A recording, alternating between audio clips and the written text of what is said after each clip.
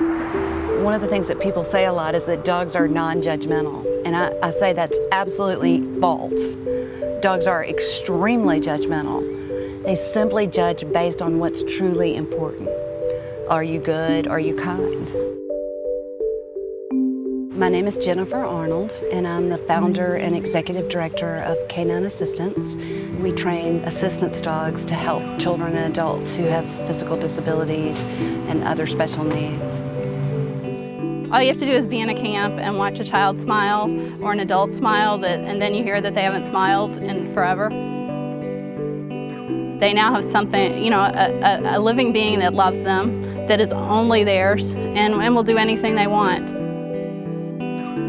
I really appreciate our training methodology in that we never do anything that frightens the dog, and we don't use negative reinforcement techniques because we want the dog to have that same level of trust in us that we can have in them. And I think that's probably what it is. It is the most trusting relationship you could ever imagine having.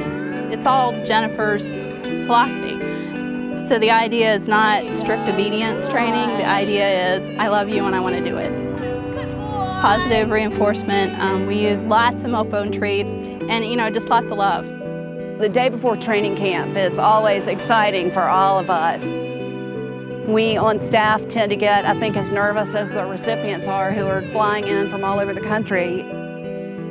Tomorrow morning when they come in, we'll spend a little time having the humans get to know one another. And then after lunch tomorrow, we'll introduce them for the first time to the dogs that have been kind of pre-selected as the ones that might work well for each individual. And then you just kind of stand back and watch the magic happen. And when it happens, it's one of the most amazing things you've ever seen. Honestly, the dogs seem to pick their person. It's like the dog comes home.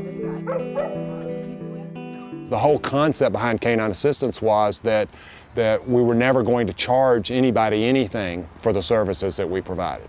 So once we place a dog, if a recipient can't afford to take their dog to the veterinarian or to buy appropriate food or any of those kinds of things, we'll actually pay that cost for them. We put between 85 and 100 dogs out a year. There are almost 1,600 people on the waiting list. Well, a little boy that's 12 years old, his family applies for a dog because he has Duchenne's muscular dystrophy. Well, he goes to the top of the list. I mean, Duchenne's means he doesn't have long. He doesn't have 5 years to wait. He needs it, and he needs it now. It wasn't until we developed a relationship with Milkbone that we were able to really expand, to really start meeting the needs of the people that were asking for help. As I look at it now, as sort of in hindsight, it's easier to see the impact that the Milkbone relationship has had on us. And it's been overwhelming. It's by far the singular most important relationship we've ever had. But the exposure that they gave us to the national need that we had that allowed us to place dogs with people that had applied to us from all over the country. And we do now have dogs in 48 states and in 5 countries. That is due directly to our relationship with Milkbone. But it also gave us credibility. It gave us sort of instant credibility in both the corporate and foundation world. Everybody that walks through the doors of Canine Assistance benefits from Milkbone.